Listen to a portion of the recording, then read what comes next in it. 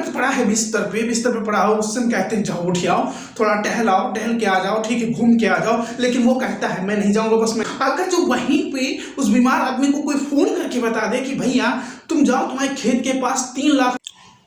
आप जैसे ही study room में पढ़ाई करने के लिए बैठते हैं, ठीक है, पढ़ाई करने के लिए, और अपनी पढ़ाई को आप जो है पुट ऑन करते हैं, लेकिन मतलब जारी रखते हैं, लेकिन होता क्या है कि जो हमारा माइंड है, अपना इक्वेशंस जो है वो कहीं इधर उधर भटकने लगता है, कहीं वो चीज़ ऐसे सीन याद करने लगता है जो एंजॉयड होते हैं, मतलब जो है काफ़ी जो है खुशी वाले होते हैं, प्रफुल्लित वाले होते हैं, या फिर आप किसी ऐसी जो है जीएफ की बात को, मतलब गर्लफ्रेंड की बात को याद करने लगते हैं कि आप उससे काफ़ी हैप्पी हो जाते हैं।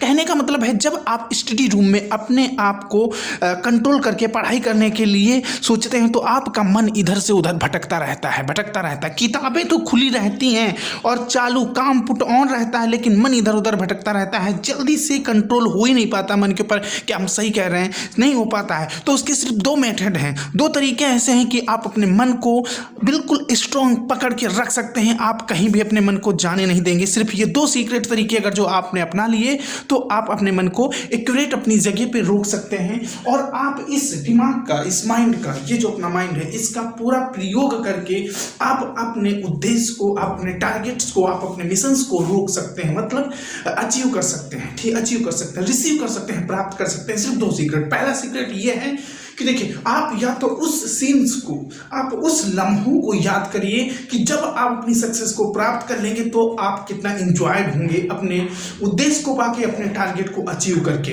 इसको जब आप महसूस करेंगे, फील करेंगे, तो आपके अंदर एनर्जी आएगी, पावर आएगी, और आप बहुत ज़्यादा मेहनत करेंगे, रोकेंगे मन को। उन सपनों को याद करिए जो आप सपने पढ़ाई देखते हुए करते हैं कि मुझे ये करना है, जब मैं पढ़ जाऊंगा, कुछ बन जाऊंगा तो मैं ये कार लूंगा, ये करूंगा, ये प्लॉट खरीदूंगा, ये सारी चीजें थिंकिंग को बटोरिए। फिर सोचिए कि ये सब होगा कैसे, ये जितनी मेरी ख्वाहिश हैं, जो मेरी उम्मीदें हैं, जो मेरी इच्छा है, डिजायर से कैसे पूरी होंगी पढ़ाई करके। जब ये सारी चीजें आप सोचेंगे ये सब तभी पूरी हो पाएंगी जब मैं पढ़ाई करूंगा, तो आपका मन काफी प्रफुल्लित होगा, और काफी हद तक जो है रिजल्ट देखा गया है कि बहुत ज्यादा आप मेहनत करेंगे उस समय। फिर आप अपने मन को कंट्रोल करेंगे, क्योंकि जो चीजें फ्री में की जाती हैं वो मन लगा के नहीं की जाती हैं। सोच रहे हैं पढ़ाई क्यों करूं, क्या फायदा है, पढ़ाई करके क्या फायदा है, लेकिन जब आप सोच रहे हैं कि इसी से सारा ससुरा सब उद्देश्य इसी से पूरा होगा, तो इतना मेहनत करेंगे कि पूछे नहीं। दूसरा तरीका ये है यहाँ पे कि उन लम्हों को याद करिए अगर जो आप बहुत ज्यादा पहले बैकग्राउंड में गरीब रह चुके हैं, बहुत ज़्यादा हताश, परेशान, एक बहुत ज़्यादा पुअर फैमिली से बिलोंग करते हैं, ऐसे परिवार में रह गए, बहुत ज़्यादा मुसीबतों दिक्कतों का आपने सामना किया है, ठीक है, बहुत ज़्यादा सामना किया, तो उस चीज़ को याद करिए आप, ठीक है। उस चीज़ को याद करेंगे तो आपको कुछ रोना सा आएगा, और इतना मेहनत करेंगे पढ़ाई में कि कुछ पूछने। बिलीव करिए ये रिजल्ट बहुत ज़्यादा देखा गया है। आप कस के मेहनत करेंगे तब आपका पढ़ाई में मन खूब कस के लगेगा, और आपका मन उस समय नहीं भटकेगा। एक एग्जांपल्स मैं आपको यहाँ पे दे देता हूँ। एक बीमार व्यक्ति पड़ा है बिस्तर पे पड़ा हो, उससे हम कहते हैं जाओ उठ आओ, थोड़ा टहल के आ जाओ, ठीक है, घूम के आ जाओ, लेकिन वो कहता है मैं नहीं जाऊंगा, बस मैं ऐसे सुकड़े, ऐसे मुझे पैरे रहने दो। अगर जो वहीं पे उस बीमार आदमी को कोई फोन करके बता दे कि भैया तुम जाओ, तुम्हारे खेत के पास 3 लाख रुपया पड़ा हुआ है, जाओ उठा लो, तो वो ससुरा क्या करेगा, जो बीमार है ना, वो सब बीमारी भूल जाएगा और भाग के जाएगा उस पैसे को उठाने के लिए।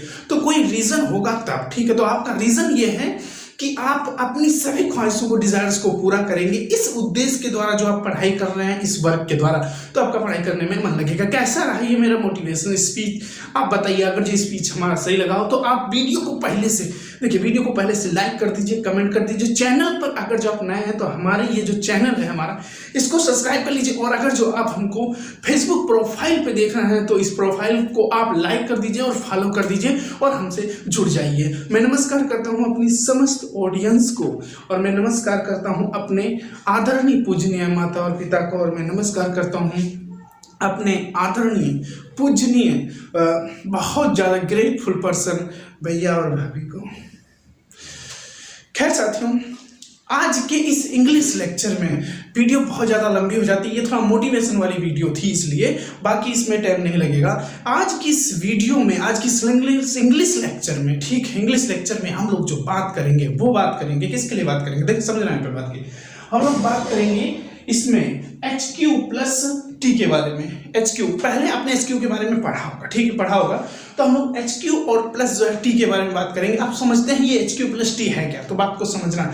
देखिए, एक अच्छी चीज सीखने के लिए टाइम लगती है ना। तो आप अच्छी चीज सीखने में टाइम लगती है, ठीक है, और मोटिवेशन भी बीच बीच में करता रहता हूँ, तो इससे क्या है कि मनोबल जो है काफी हायर रहता है, इसलिए, ठीक है, काफी हायर रहता है और करना भी चाहिए। तो इसीलिए मैं थोड़ा बहुत कर देता हूं, इसलिए आप इस चीज से परेशान मत होइएगा। अच्छी चीज सीख रहे हैं तो सीख के जाइएगा। और चाहे कितना, मैं ये नहीं कहूंगा मेरे ही वीडियो लेक्चर पे नहीं, जहां पर भी आपको अच्छी चीज मिलती हो वहां पे उसको सीखना, टाइम चाहे जितना भी लगे, ठीक है। तो हम लोग एच क्यू के बारे में बात करेंगे और प्लस करेंगे टी के बारे में, ठीक है। यहाँ पे टी भी लिखा हुआ है, ठीक है। तो यहाँ जो एच क्यू है इसका फुल फॉर्म क्या है, हैज, हैव, हैड होता है, ठीक है। दूसरी चीज हम ये जान लेते हैं, यहाँ पे ये एच क्यू है क्या भाई, कहाँ से आया। तो ये एच क्यू एक जो है हेल्पिंग वर्ब होती है, ठीक है। ये वर्ब फैमिली से बिलोंग करती है और ये हेल्पिंग वर्ब होती है, ठीक है। ये चीज यहाँ पे समझना। इसका हिंदी अभी हम लोग जो बात करेंगे वो करेंगे ना के लिए, ना के लिए इन तीनों भाइयों का, ठीक। भाई एक ही परिवार से हैं, ये वर्ब फैमिली से है, तीनों एक ही परिवार से हैं। इनका हिंदी अर्थ यहाँ पे हम लोग ना लेंगे, ठीक है, ना के रूप में इनका प्रयोग करेंगे। ऐसे सेंटेंसेस इंग्लिश या फिर ऐसे हिंदी वाक्य जिनके अंत में ना आ जाए, ठीक है, क्या आ जाए, ना, वहां पे हम लोग किसका प्रयोग करेंगे, हैड, हैव और जो है हैज का प्रयोग करेंगे, राइट। इतना चीज समझ के यहाँ पे ये समझना, यहाँ पे साथ में टू लगा हुआ इसलिए हम लोग साथ में टू का भी प्रयोग करेंगे, ठीक। इतनी बात समझ में आ गई। ये क्या है, एक वर्ब फैमिली से हैं। और हैज, हैव, हैड का प्रयोग आज हम लोग किसके लिए करेंगे, ना सेंटेंसेस के लिए करेंगे। ज्यादा देर ना करते हुए आइए हम लोग एक एग्जांपल जैसे हम ले लेते हैं। मुझे खाना बनाना है। अब देखिए यहाँ पे मैंने ये सेंटेंसेस बोला, मुझे खाना बनाना है। इस सेंटेंसेस में लास्ट में क्या आया हुआ है, ना आया हुआ है, ठीक है। यहाँ पे लास्ट में ना आया हुआ है, इसलिए यहाँ पे जो है यहाँ पे इसमें तो इसकी जो इंग्लिश जो बनाई जाएगी वो कैसे बनाई जाएगी, तो जाहिर सी बात है इसमें ना आया हुआ है तो इसमें हैज टू या फिर हैव टू या फिर हैड टू का प्रयोग इसमें कंपलसरी किया जाएगा। समझ लेना यहाँ पे बात को, ठीक है, इसका प्रयोग किया जाएगा।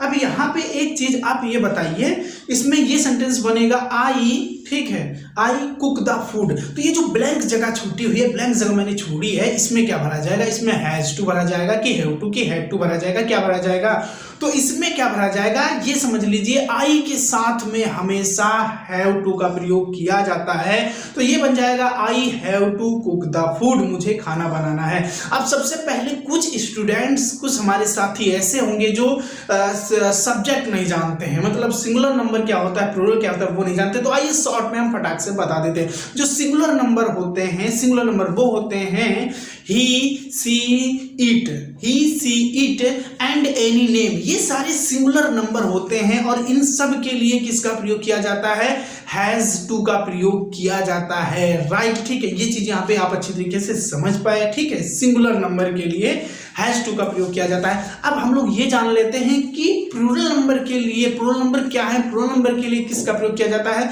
तो देखिए जो प्लूरल नंबर होते हैं, बात को अच्छी तरीके से समझना, कवर करने की कोशिश करना। प्लूरल नंबर क्या होते हैं, आई, वी, यू, दे, ठीक है, एंड एनी प्लूरल नेम, ठीक है, एनी प्लूरल नेम। तो इन सभी के साथ में किसका प्रयोग किया जाता है, समझना बात को, इन सभी के साथ में किसका प्रयोग किया जाता है, हमेशा और हमेशा हैव टू का प्रयोग किया जाता है। किसका प्रयोग किया जाता है, हैव टू का प्रयोग किया जाता है, राइट। ये चीज यहाँ पे आप अच्छे तरीके से समझ गए बात को, ठीक है, ये यहाँ पे क्लियर हुआ। अब हम लोग ये बात कर लेते हैं कि ये जो है एनी प्लूरल नेम की बात क्या है। तो एनी प्लूरल नेम्स क्या है और सिंगुलर नेम क्या है। तो देखिए प्लूरल नेम क्या आ जाता है, जैसे कि मोहन्स है, ठीक है, ट्रीज है, एलिफेंट्स है, ठीक है, और बाकी जो है ट्रैक्टर्स है, ये सारे जिसमें यस आ जाए तो वो सारे प्लूरल्स नंबर हो जाते हैं।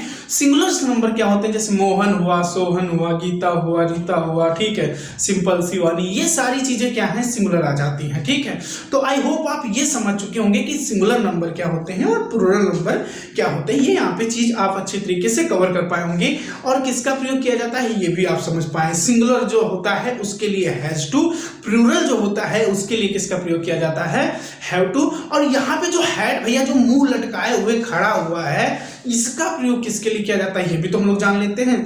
तो ये यहाँ पे जो है हैड टू है, चाहे सिंगुलर हो या फिर प्लूरल, इन सभी के लिए किसका प्रयोग किया जाता है, हैड टू का प्रयोग किया जाता है। आई राइट, ठीक है, ये चीज यहाँ पे कंफर्म होगी। अब सेंटेंसेस बनाते हैं, ठीक। तो ये सेंटेंस क्या वही हो जाएगा, मुझे खाना बनाना है। तो आई एक सब्जेक्ट है, इसके साथ में हैव टू का प्रयोग लगेगा। I have to cook the food, ये सेंटेंस यहाँ पे हो गया। आइए इसको हम पास्ट में ले लेते हैं, मुझे खाना बनाना था।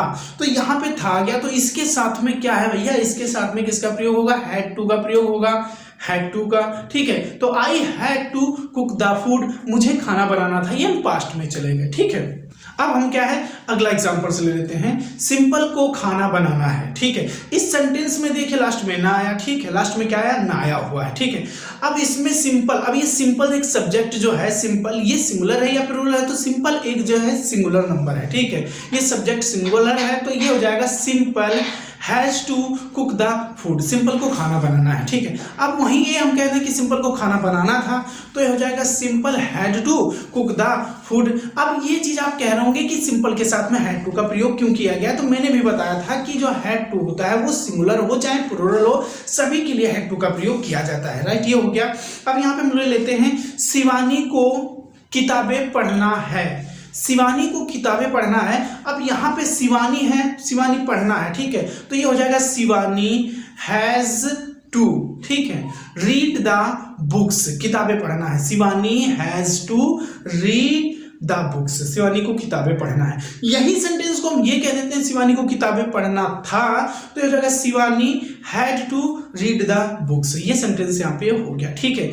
दीवान भाई को लखीमपुर जाना है, ठीक है। अब यहाँ दीवान क्या है, ये जो है सिंगुलर नंबर है, तो Dewan brothers has to go to the Lakhimpur, ये सेंटेंस यहाँ पे कंप्लीट होगा। ये अगला सेंटेंस हम लोग ले लेते हैं, दीवान भाई को लखीमपुर जाना था, तो Dewan brother had to go to the Lakhimpur, ये सेंटेंस यहाँ पे क्लियर हुआ, ठीक है। मुझे चाय बनानी थी, ठीक है, यह हम कह रहे हैं कि हमें चाय बनानी थी, ठीक है, चाय बनानी थी, तो वी हैड टू, ठीक, कुक द, ठीक है, मुझे खाना बनाना था, I had to cook the food. तो ये सारे सेंटेंसेस जो है मैंने आपके सामने इसलिए रिपीट किए ताकि आप इस has to, have to, had to को बहुत अच्छी तरीके से अंडरस्टैंडिंग कर सके।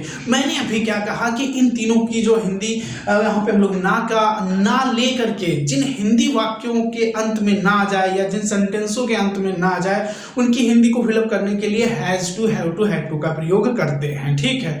मैंने यहाँ पे सारी चीज यहाँ पे अच्छी तरीके से एक्सप्लेन करने की कोशिश की है। अगर जो आपको ये सारी चीजें अंडरस्टैंडिंग करने में ज्यादा प्रॉब्लम नहीं हुई है तो सो थैंक्स, हुई है तो एक बार वीडियो और देखिए, आप समझ जाएंगे, ठीक है। तो साथियों अगर जो क्लास से आपको अच्छी लगी हो, ठीक है, अच्छी लगी हो तो आप हमारे इस चैनल को तुरंत सब्सक्राइब कर लीजिए और तुरंत सब्सक्राइब कर। मिलते हैं अगले इंग्लिश लेक्चर में, तब तक के लिए जय हिंद, जय हो माता पिता की।